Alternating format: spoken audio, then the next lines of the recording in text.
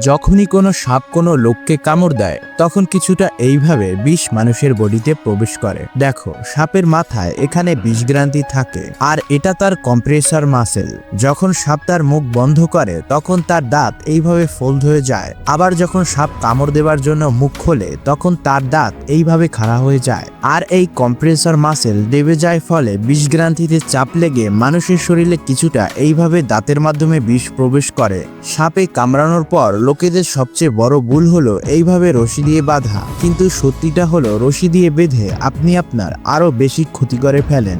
আমরা সবাই জানি বিষধর সাপ আমাদের যে কোনো সময় কামড়াতে পারে, কিন্তু 99% লোকই জানে না সাপে কাটলে এক্স্যাক্টলি কি করতে হয়। তাই আমি সিয়াম আপনাদের 3D অ্যানিমেশনের মাধ্যমে জানাবো সাপে কামড়ালে জীবন বাঁচানোর জন্য এক্স্যাক্টলি কি করতে হবে। সবার প্রথমে তো এটা বুঝবো সাপের বিষ আসলে তার লালা, আর এই লালা তৈরি হয় বেসিক্যালি 3টে জিনিস দিয়ে, যার 90% ওয়াটার আর কিছু প্রোটিন আর অ্যাকচুয়াল টক্সিন মানে বিষ। কিন্তু সব থেকে ভয়ঙ্কর কথা হলো সাপের বিষ যদি এক ফোঁটাও রক্তের মধ্যে দেওয়া হয় তাহলে তা কিছুটা এইভাবে জমে যায়। আর যখন সাপ আপনার বডিতে বিষ ছেড়ে দেবে তখন লোকজন এটা ভেবে রশি বেঁধে দেবে যে রশি বাঁধলে রক্ত থেমে যাবে আর বিষ শরীরে ছড়াতে পারবে না। কিন্তু সাপে কামড়ানোর কয়েক সেকেন্ডের মধ্যে রক্তের সাথে মিশে গিয়ে আপনার শরীরে বিষ ছড়িয়ে পড়ে। আর রশি বাঁধলে রক্তের প্রবাহ কিছুটা কমানো যায়, কিন্তু পুরোপুরি থামানো যায় না। তাই রশি না বাঁধলে বিষ ছড়াবে, আর বাঁধলেও ছড়াবে, কিন্তু রশি বাঁধলে উল্টো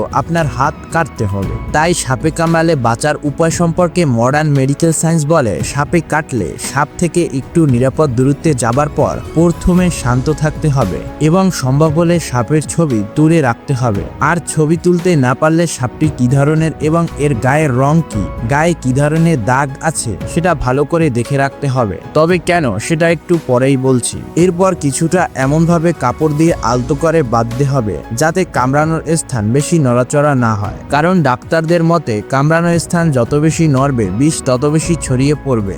আর স্ট্রিট গাইডলাইন এটা বলে সাপে কামড় দেওয়ার পর কোনো অবস্থাতেই কোনো তান্ত্রিক বা ওঝার কাছে যাওয়া যাবে না, তাহলে তোমার মৃত্যু নিশ্চিত। সাপে কাটার পর বাঁচার একমাত্র উপায় হলো দ্রুত হাসপাতালে যাওয়া এবং সাপে কাটার সময় লিখে সাথে নিয়ে যাওয়া। মানে সাপ তোমাকে কোন সময় কেটেছে সেই সময়টা তোমার লিখে নিয়ে যেতে হবে। পারলে সাপের ছবি এবং পুরো ডিটেল নিয়ে যেতে হবে। এর কারণ হলো সাপ মূলত দুই ধরনের হয়ে থাকে, বিষধর আর বিষহীন। এই দুই প্রকার সাপের জন্য আলাদা আলাদা অ্যান্টিভেনম। এখন যদি তুমি সাপের বর্ণনা ঠিক করে না দিতে পারো তাহলে ডাক্তাররা বুঝতে পারবে না তোমাকে কোন ধরনের সাপ কামড়িয়েছে। আর যদি একবার ভুল অ্যান্টিভেনম দিয়ে দেওয়া হয় তাহলে তোমার বাঁচার সম্ভাবনা নেই বললেই চলে। তাই তোমার কাছে যদি সাপের ছবি বা পুরো বর্ণনা থাকে তাহলে তোমাকে সঠিক অ্যান্টিভেনম দেওয়া যাবে। তাই সাপের ছবি অত্যন্ত জরুরি। আজকের মতো এখানেই শেষ করছি। ভালো থাকো, সুস্থ থাকো, আর এ ধরনের ভিডিও পেতে চ্যানেলটাকে অবশ্যই সাবস্ক্রাইব করে রাখ। আল্লাহ হাফেজ।